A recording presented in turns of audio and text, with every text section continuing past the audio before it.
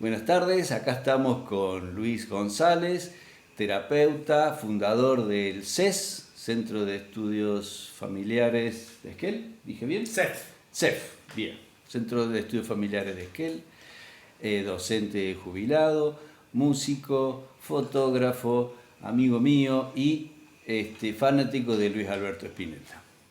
¿Cómo estás, Luis? Muy bien, muy linda definición. Sí, bien, bueno, me alegro mucho. Estamos acá para hablar de logoterapia, una parte de la psicología, una corriente o una mirada psicológica, vos nos vas a contar bien qué es, no siempre muy conocida, así que, bueno, la primera pregunta es, ¿qué vendría a ser la logoterapia? Bueno, la voy a definir como hacía generalmente cuando daba clase, ¿no? Y me preguntaban qué es la logoterapia, tenían que empezar a hablar que, bueno, es una corriente psicológica y siempre lo que decía era que hunde sus raíces en el pensamiento existencial. Esto quiere decir que tiene un basamento filosófico en muchos autores del existencialismo. La logoterapia, como tal, fue creada por un neurólogo austríaco llamado Viktor Frankl, que tal vez es lo que más se conoce a veces más a Viktor Frankl que a la logoterapia. Viktor Frankl escribió un montón de libros, su bestseller se llama El hombre en busca de sentido, narra un poco su experiencia como prisionero en campos de concentración nazi. Estuvo en 4 campos, terminó en Auschwitz, ahí fue liberado cuando termina la Segunda Guerra, y tiene un apéndice pequeño teórico. Después tiene muchos otros libros que son más teóricos, que explican más un poco qué es la logoterapia. Entonces, para definirla, diría que es una teoría o una corriente psicológica de corte existencial, y justamente esto existencial, a ver, que la logoterapia como tal, propiamente dicha, es una técnica o una serie de técnicas, una forma de hacer terapia o de hacer clínica, de hecho su nombre mismo lo dice, y el análisis existencial sería como la pata teórica, ¿no? Es como un cuerpo antropológico que define qué es la persona, cómo se relaciona la persona con las demás personas y con el mundo. Esto sería más o menos una definición. Perfecto, me gustó mucho. Y esto que en nuestro centro, digamos, la idea de mi trabajo es más las relaciones. ¿Habría alguna particularidad que tiene la logoterapia para observar las relaciones entre las personas? Bien, bueno, es interesante la pregunta, porque en realidad la logoterapia en sí es una teoría que apunta más a lo personal, pero digamos, no deja de lado las relaciones o los vínculos con los contextos, ya sea humanos y no solamente humanos, ¿no? Hay otras teorías existenciales o otras terapias existenciales que tal vez hacen más hincapié que la logoterapia, pero a mí me parece que hay que tener en cuenta que la logoterapia lo incluye. De hecho, una de las cosas que decía Frankl y muchos seguidores de él es que el ser humano es un organismo bio, psico, socioespiritual, donde entraría todo lo biológico, lo psicológico, que esto sería de lo que se ocupó Freud, por ejemplo, ¿no? De quien Frankl fue, no diría discípulo, pero sí admirador. Yo creo que a principios del siglo XX, Frankl nació en 1905, en la década del 20, cuando él empezó a estudiar medicina, no admirar a Freud en Viena era como una rareza. Claro, entonces, sí. sé que incluso hay una anécdota que le escribió una carta y un artículo y se lo publicó en una revista y que una vez se lo cruzó en la calle. Pero bueno, eso ya forma parte del mito, ¿no? O sea, pero eso sería lo que estudiaba Freud, y Frankl agrega lo espiritual como algo propiamente humano, el concepto de espíritu, el concepto de nous, que sería una palabra que como es sinónimo de espíritu, no como una cuestión religiosa, sino como una cuestión que justamente es propiamente humana y que trasciende, da la posibilidad de trascender lo humano. Y lo social, que en realidad hay algunos autores que dicen que Frankl no lo consideraba y otros que sí. Bueno, yo creo que sí, que existe, y me parece que es una buena definición del ser humano como un ser bio, psico, socio, espiritual. Entonces, lo que es relación hay varias maneras de verlo, ¿no? Por ejemplo, una de las cosas que la logoterapia postula es que el motor de la existencia humana es la búsqueda del sentido de la vida.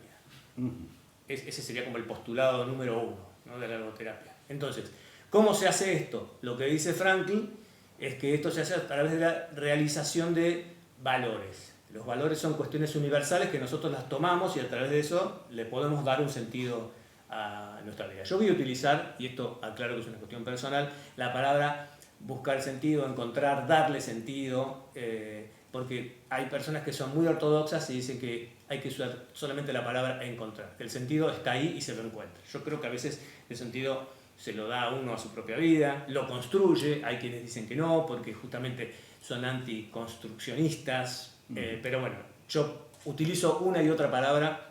De hecho, un trabajo que presenté hace 1 año y pico, 2 años, se titulaba ¿Qué hacemos con el sentido? Con signos de pregunta 3 a cada lado, claro. Como diciendo, ¿qué hacemos? ¿Lo encontramos? ¿Lo construimos? ¿Lo podemos perder? ¿Lo podemos reencontrar? De hecho, cuando yo lo presenté, le sacaron 2 signos de pregunta, me dejaron uno solo. Yo dije, no, pongan los 3, porque yo lo que voy a hacer es, bueno, ¿qué pasa con el sentido? Digamos, ¿es necesario una sola definición del verbo o pueden ser varias? Bueno, justamente esta búsqueda, este encuentro, construcción del sentido de la vida se puede hacer justamente a través de la realización de valores. Y Frankl clasifica los valores en 3 clases. Los valores creativos, los valores vivenciales o de experiencia y los valores de actitud o actitudinales. Voy a aclarar que muchas palabras son palabras traducidas y, por ejemplo, si leemos un libro de logoterapia traducido en España, va a ser diferente que una traducción hecha en México, ¿no? Por ejemplo, o en Estados Unidos, de habla hispana, por ejemplo, hay traducciones que no hablan de sentido de la vida, sino que hablan de significado de la vida. Por eso tiene que ver con una cuestión de traducción. Bien. Bueno, ¿qué son estos valores? Los valores de creación son las cosas que hacemos, ¿no? O sea, por ejemplo, trabajar, todo lo que implique hacer, básicamente. No solamente trabajo, sino puede ser actividades deportivas, es decir, la acción, básicamente. Los valores vivenciales pueden ser, justamente es la vivencia, la experiencia, y que puede ser la vivencia con el mundo, el arte, la naturaleza, o la vivencia con otra persona. Ahí estamos hablando de relaciones. Con el mundo también, pero ahí estamos hablando de relaciones humanas, claro, ¿no? Y los valores de actitud, que tal vez es lo que la logoterapia más estudió, son justamente los que apuntan a la posibilidad de cambiar nuestra actitud ante una situación negativa, un destino que no podemos cambiar, y sí poder cambiar de actitud. De hecho, hay una frase famosa de Frankl que dice, bueno, ante un destino inmodificable que no podemos cambiar, lo que sí podemos hacer es cambiar la actitud. No me acuerdo si la frase es así textual, pero algo así dijo. Entonces, ahí aparece lo vincular, a mi criterio, ¿no? Digamos, creo que es una parte importante. Digo que se estudió más esto de los valores de actitud. ¿Por qué? Porque como Frankl estuvo preso en 4 campos de concentración, los puso en práctica, validó su teoría de alguna manera. Entonces muchas veces se hace hincapié en eso, ¿no? Y muchas veces hasta se llega a valorar, vale la redundancia, de los valores, o a darle más importancia a los valores de actitud que a los otros. Yo creo que no es así. Creo que en una situación inexorable sí hay que hacer un cambio de actitud, porque si no a veces una persona se puede entregar a una situación, no sé, de enfermedad o de depresión, o incluso llegar hasta un punto de, por ejemplo, no querer vivir más y quitarse la vida. Digamos que esto es posible. Pero que en la vida cotidiana de todos los días, donde no tenemos a veces situaciones que implican un destino modificable, ponemos en juego otros valores y nos encontramos con personas y nos encontramos con naturaleza y hacemos cosas. Uno podría llegar un día, llamémosle normal, entre comillas, o sea, la normalidad es un concepto complejo, un día habitual de trabajo, ¿no? O sea, hicimos cosas. Es decir, esto más allá de la logoterapia, cuando alguien dice, bueno, no, hoy no hice nada. Mentira, o sea, ¿cómo que no hiciste nada? No, estuve todo el día tirado en el sillón. Bueno, estuviste todo el día tirado en el sillón. Después, si estuviste porque estuviste cansado o porque estás deprimido o nada, ese es otro tema. Pero a mí me parece que esto de hacer cosas todos los días, en las pequeñas actitudes, también es valorable. Y muchas de esas cosas tienen que ver con el contexto.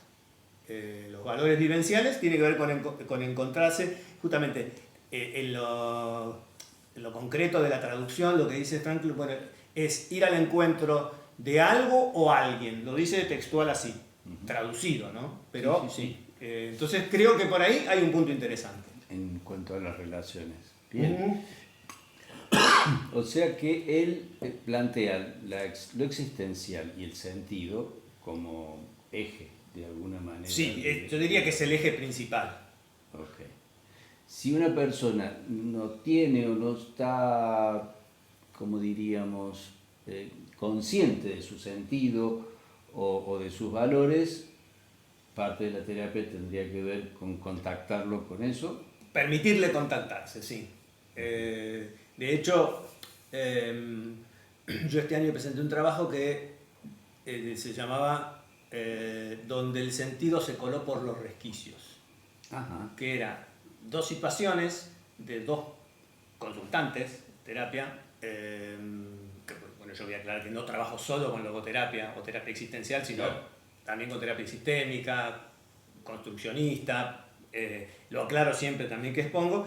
Eran justamente las 2 personas que empecé a atender cuando se levantó la restricción en pandemia, viviendo yo en el sur, y la primera persona que atendí presencial acá en el consultorio en Altagracia. 2 varones, 21 años o 22 y 67. 2 etapas del ciclo vital diferentes, donde en realidad la consulta era por otras cosas, ¿no? Que estaban relacionadas con la pandemia. En el primer caso era más que nada con el aislamiento, digamos, el aislamiento preventivo, pero que se transformó en un aislamiento personal.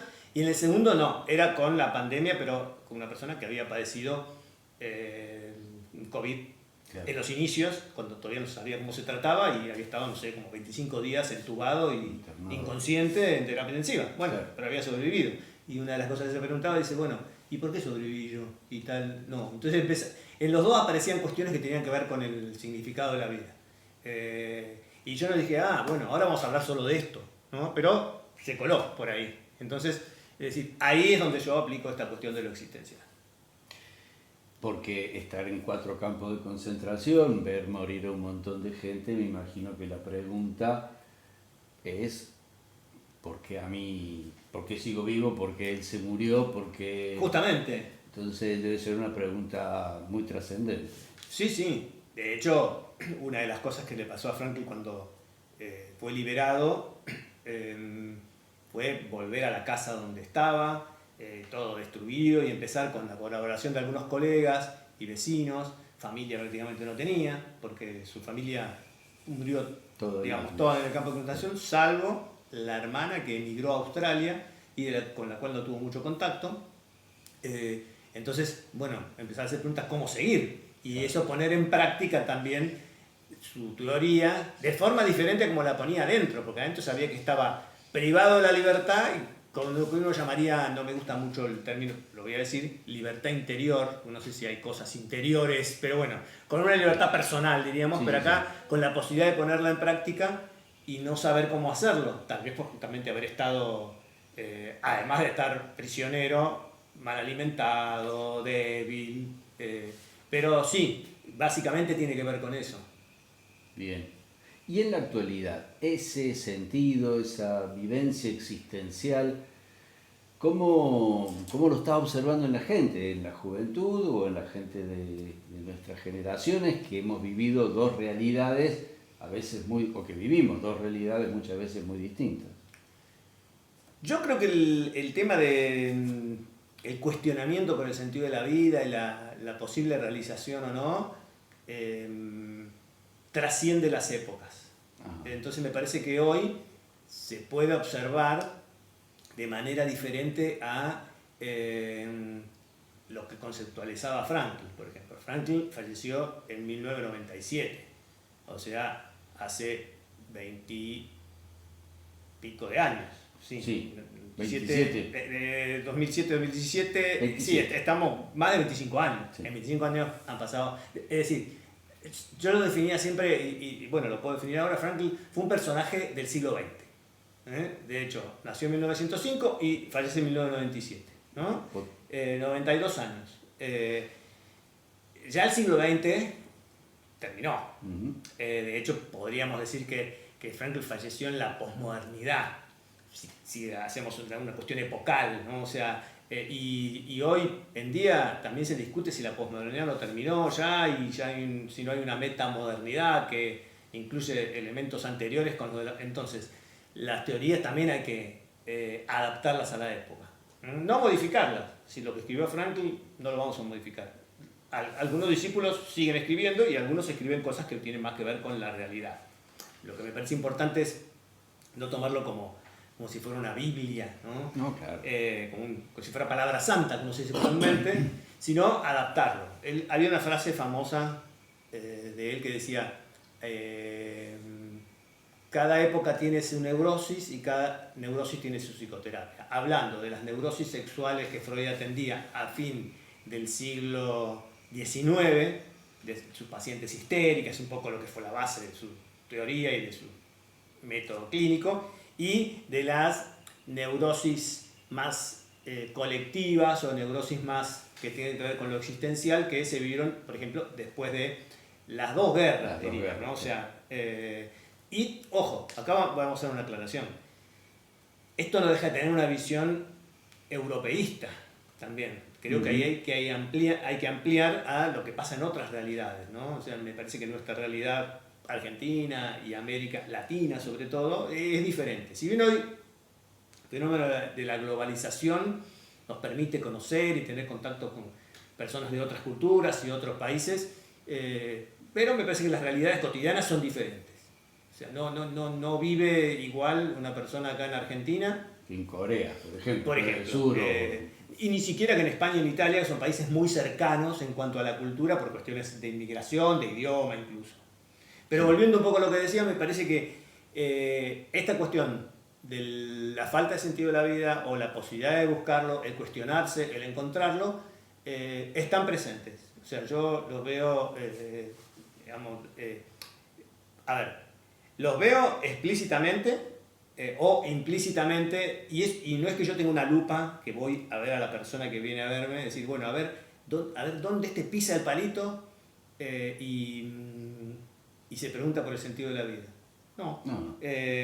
Aparece. De hecho, yo contacto con personas de otras culturas y otros países, pero me parece que las realidades cotidianas son diferentes. O sea, no vive igual una persona acá en Argentina que en Corea, por ejemplo, el sur. Y ni siquiera que en España y en Italia, que son países muy cercanos en cuanto a la cultura por cuestiones de inmigración, de idioma incluso.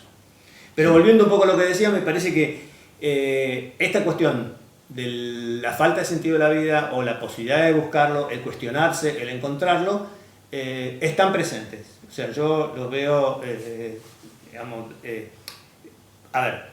los veo explícitamente o implícitamente, y no es que yo tenga una lupa que voy a ver a la persona que viene a verme, decir, bueno, a ver dónde pisa el palito y se pregunta por el sentido de la vida.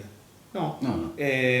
Aparece. De hecho, yo, el único, después de una larga carrera de atención en clínica, el único cuestionario que yo utilizo ahora es un cuestionario que se llama Logotest, que evalúa justamente la actitud de la persona ante la vida en cuanto a la realización de sentido. Es un cuestionario que una discípula de Frankl, que se llama Elizabeth Lucas, que es muy interesante, da el nombre sobre todo porque sus libros son muy interesantes, ha escrito muchos libros, tiene muchos libros traducidos al español, y no son libros de psicología para psicólogos.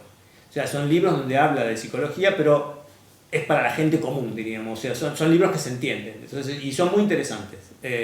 Bueno, ella, entre otras cosas, creó este instrumento, y quien fue en esa época le llamaba supervisor, ahora por ahí no lo llamaría, pero hizo una traducción del alemán al español, y yo colaboré no en la traducción, porque no sé alemán, pero sí en la adaptación al español que se habla en Argentina. Entonces eso me hizo conocer mucho la técnica y la vengo usando hace mucho tiempo. Pero eso no quiere decir que, tal vez como se hacen otras orientaciones, que la persona viene y ya se lleva un cuestionario 2 para hacer. No. En algunos casos cuando aparece esto, del sentido sí, pero tampoco la primera vez. Y hay personas con las que en realidad vienen meses a terapia y no lo utilizamos nunca. Claro. O a veces lo utilizo al final para evaluar, no específicamente esa cuestión del sentido, sino digamos, un poco cómo está esta persona con respecto a la actitud que tiene ante la vida y ante su vida, y sobre todo cuando está pensando bueno, en terminar un proceso, que si lo terminamos no es solamente por la evaluación, sino porque se fueron cumpliendo los objetivos que fijamos, ¿no? O sea, trabajo mucho con objetivos en la terapia.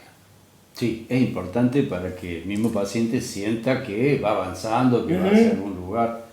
Así que estoy de acuerdo con los objetivos. Por lo menos lo que se llama psicología basada en la evidencia, que tenemos que ir como mostrando dentro de la logoterapia, la sistémica, la cognitiva, uno trata de tener algún camino más o menos orientado.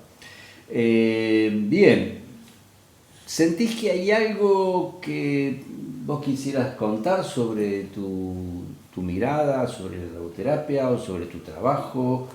¿Hay algo que vos decís, bueno, esto estaría bueno que la gente en general lo sepa? Primero una cosa teórica que me quedó porque... Ahí.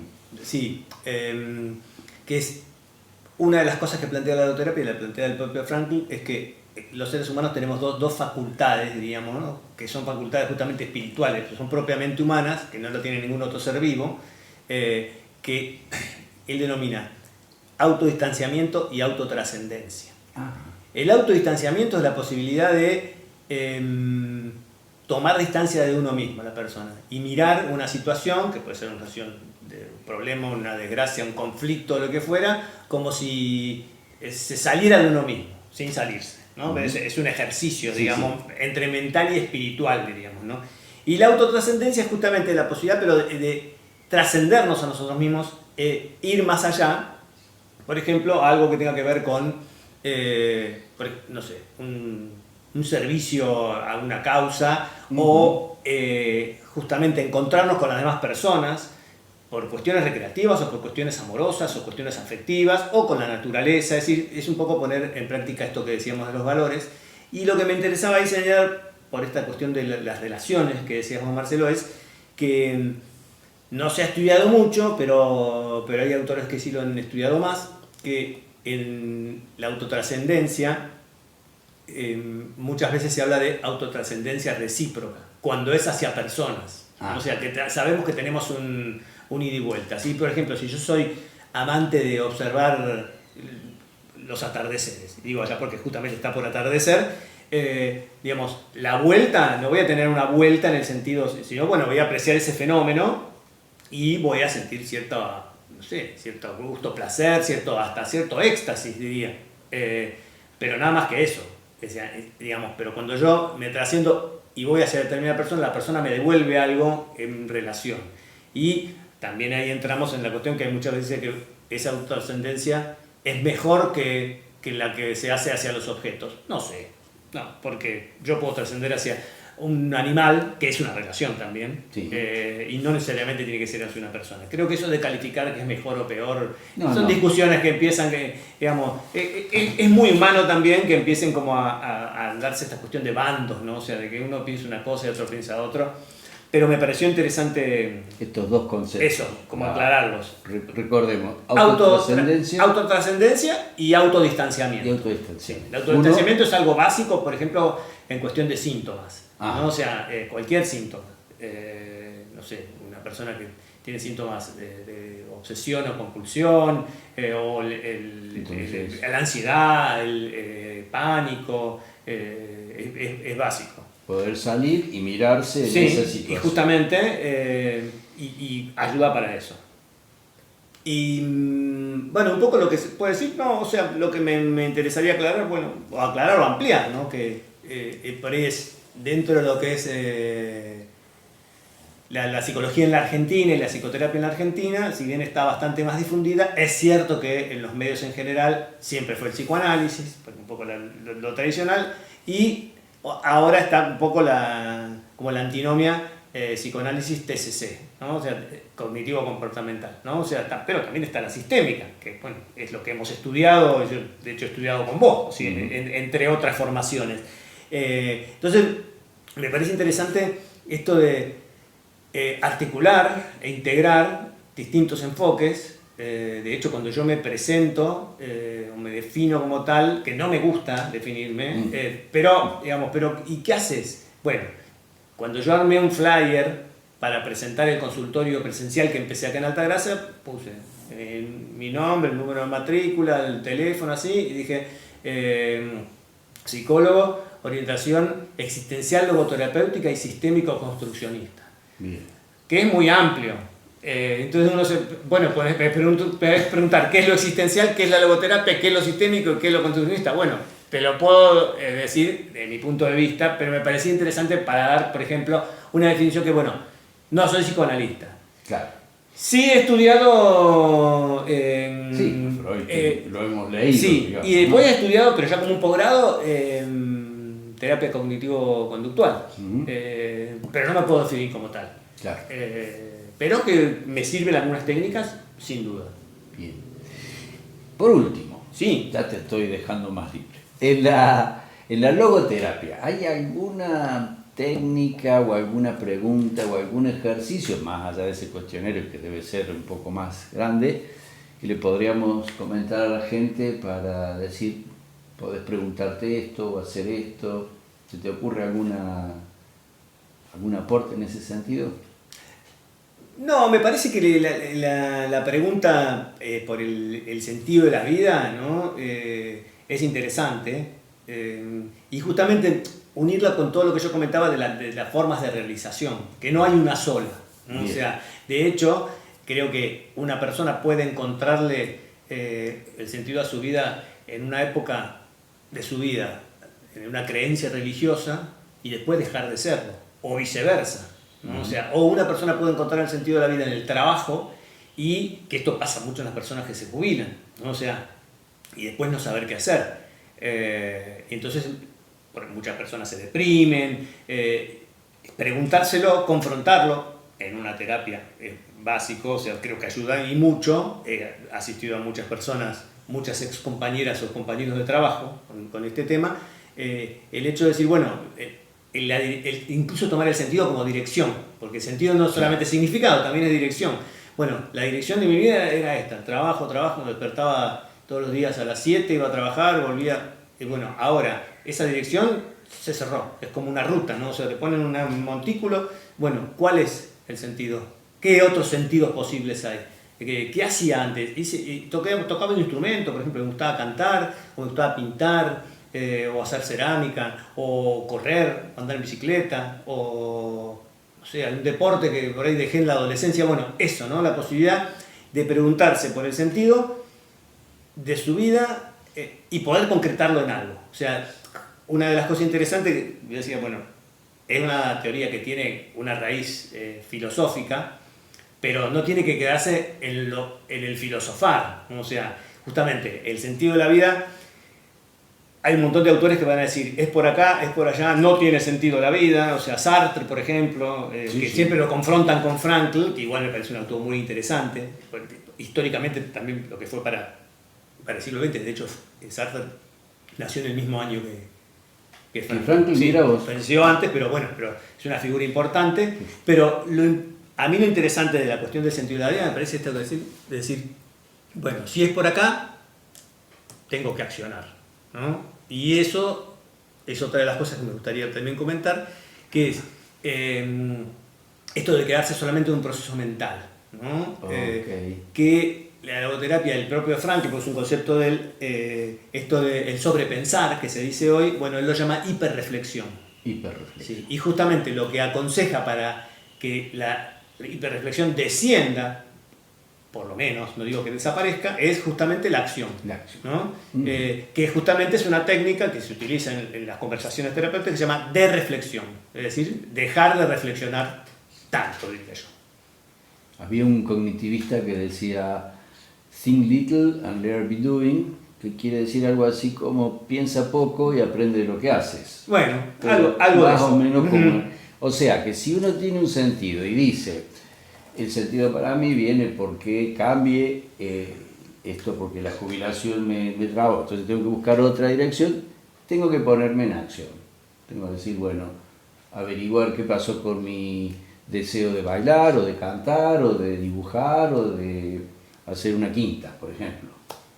Totalmente. Y Sí, ponerme sí. en la acción, porque desde el intelecto, desde la razón, no me va a alcanzar. Tengo que ponerme en práctica y ver si todavía me da sentido esa acción. Sí, y algo que dijiste interesante, porque una persona puede ser de repente que se jubile, vamos a tomar el tema de la jubilación, Ponele, sí.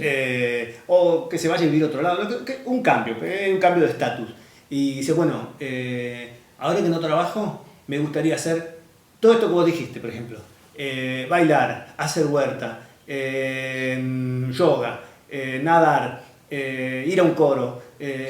Bueno, a ver, son tantas cosas que también, pues, digo, en un ámbito terapéutico, yo diría, bueno, a ver, hagamos una jerarquía, por Claro. ejemplo. O sea, ¿por qué? Porque en realidad la persona se va a estresar más de lo que estaba trabajando, porque justamente en realidad hay un ir y venir Y aparte, a verte, tantas posibilidades puede hacer que se abrume y no haga ninguna. Totalmente, entonces me parece que, bueno, guiar esta conducta, todo no tiene por qué ser una sola, pueden ser varias, pero de alguna manera que sea una elección genuina, auténtica, diríamos, y que sea una elección de la acción, porque me parece que la cuestión de lo interesante es que lo que hacemos en la vida se ve a través de la conducta. Finalmente, es decir, que la conducta a veces puede ser la inconducta, no en el sentido de una mala conducta, es decir, bueno, sí, tengo un montón de ideas, pero me gustaría hacer, y al final no hago nada. Bueno, ahí podría entrar muchas terapias, pero yo desde la logoterapia ayudaría por ese lado. Bien. Muchísimas gracias, Luis. Fue pero, muy por favor, claro. Aprendí cosas que no las tenía presentes, así que muy amable. Bueno, al que le gustó, denle like, suscríbanse. Y si quiere mandar algún comentario, se lo hago llegar a Luis para que nos responda algo sobre la logoterapia. ¿Cómo no? Nos vemos.